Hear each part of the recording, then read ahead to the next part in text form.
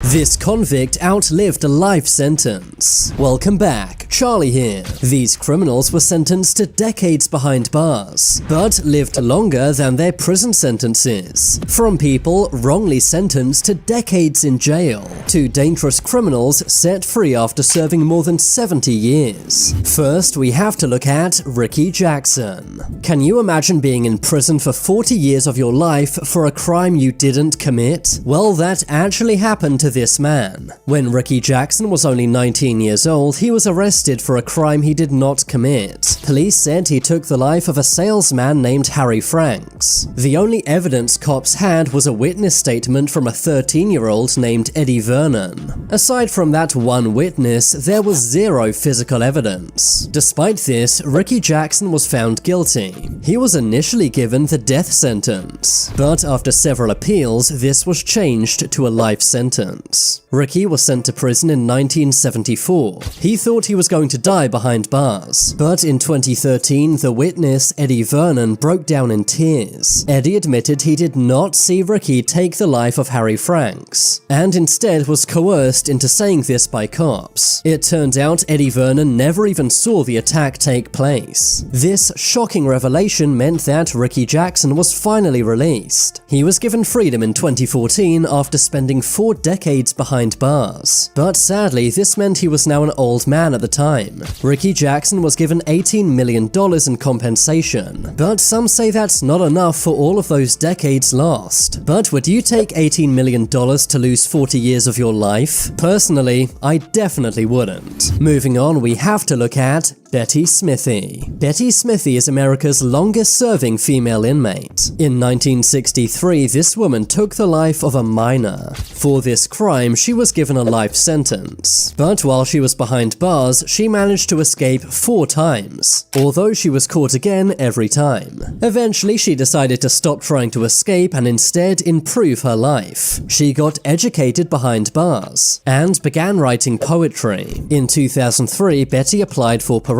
She was rejected, but in 2012 she appealed again, and this time she was finally freed. She spent 49 years behind bars, but was finally made a free woman at 69 years old. Some said she should never have been released due to her crimes, but the judge believed Betty had changed behind bars. What do you think? Is 49 years in prison enough or not? Moving along, we have to look at Thomas Trantino. In 1963, Thomas Trantino got drunk. He then got into an altercation with 2 cops and ended their lives. He was arrested a few days later and in court was given the death penalty. He was on death row for 8 years until 1971. That was when New Jersey abolished the death penalty, meaning that Thomas's sentence was changed to life behind bars. While he was locked up, Thomas wrote 2 books. In 2002, he applied for parole and, surprisingly, was released. He spent 39 years in prison, making him New Jersey's longest-serving prisoner. Some people, especially cops, were annoyed that he was released. But do you think nearly 4 decades is enough for what Thomas did? Moving along, we have to look at Joseph Ligon. In 1953, 15-year-old Joseph Ligon was sentenced to life in prison.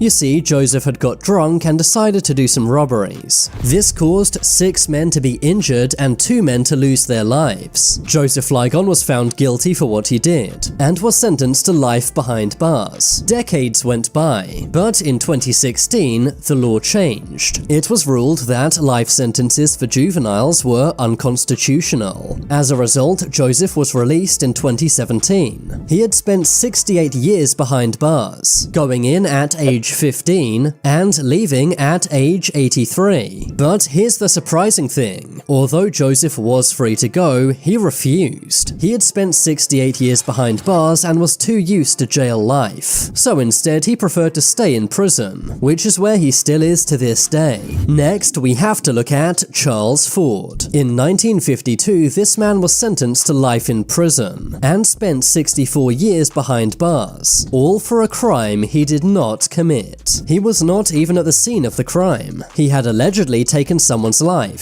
Some said that Charles was profiled by the judge and jury, meaning that despite the little evidence, he was still given a life sentence. It turned out Charles's lawyer never submitted an appeal. He was 20 when he went into prison, and was 84 years old when he came out, meaning that he spent a whopping 64 years behind bars. Charles was released into a nursing home as he was too old to look after himself. So while he was released, he basically lost his entire life to prison. When Charles was released, he began crying in court. Next, we have to look at John Bunz. This man is New York's oldest inmate. He ended the life of his wife of 17.5 years. John Bunz and his wife Virginia got into an argument. Things escalated and John used a hammer to end Virginia's life. John Bunz was given a life sentence for what he did. He was set to be released when he was aged 112, but instead he was released early when he was aged 94. He was released in order to get medical care. That's because prisons find it too hard to look after people who are so old. But in 2014, at the age of 94, John Bunz passed away. He is still the oldest ever inmate New York has had. Moving on, we have to look at Harvey Stewart. Harvey Stewart is a man who's been to prison many times throughout his life. In 1951, he was given a 10-year sentence for armed robbery. He was released but was soon put back in jail. This was for ending the life of a man named James Laird. Harvey Stewart escaped prison many times, but was quickly recaptured every time. He was later released in 1985 after serving only 9 years. But only 16 months later, Harvey was arrested yet again, this time for robbing a bank. This guy really does love jail. He served 59 years behind bars, and was finally released in 2011. This was mainly because of his old age and declining health. He was 83 years old by the time he was released. He outlived all of his family and friends, which meant he had no prison visits in over a decade. When Harvey Stewart was interviewed about his time in prison, he said this: "Imagine that, 60 years down in this damn hole. I wouldn't recommend it." Harvey's right, he really did waste his entire life behind bars. I think this man is proof that crime is not worth it. Next, let's look at John Franzese. John Franzese was a member of one of the USA's most deadly mafias. That is, the Colombo crime family. He soon gained a reputation as one of the mafia's most dangerous thugs. He claims to have ended over 50 lives, but he was never convicted for this. Instead, he was given a life sentence for a different crime. That was orchestrating many bank robberies around the USA. He was given 50 years behind bars. In 2011, John was released at the age of 93. In 2011, at the age of 93, John Franzese was given an extra 8 years behind bars. This was for extortion and loan sharking. In 2017, he celebrated his 100-year-old birthday behind bars, and was released later that year.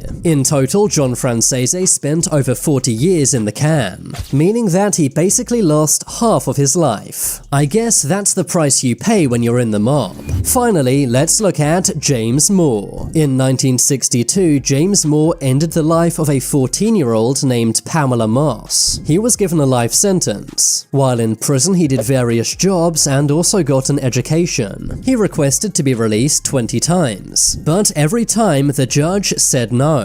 That was until June of 2022. He was finally released after spending 60 years behind bars, but he is now in full-time care and had to have both of his legs amputated. Now it's time for you to make your voice heard. Comment below, do you think life sentences should be allowed or not? I've been Charlie, thanks for watching. If you want to see my short videos, then check out my second channel. Leave a like if you enjoyed, and if you haven't already, what are you waiting for? Subscribe to Top 10s.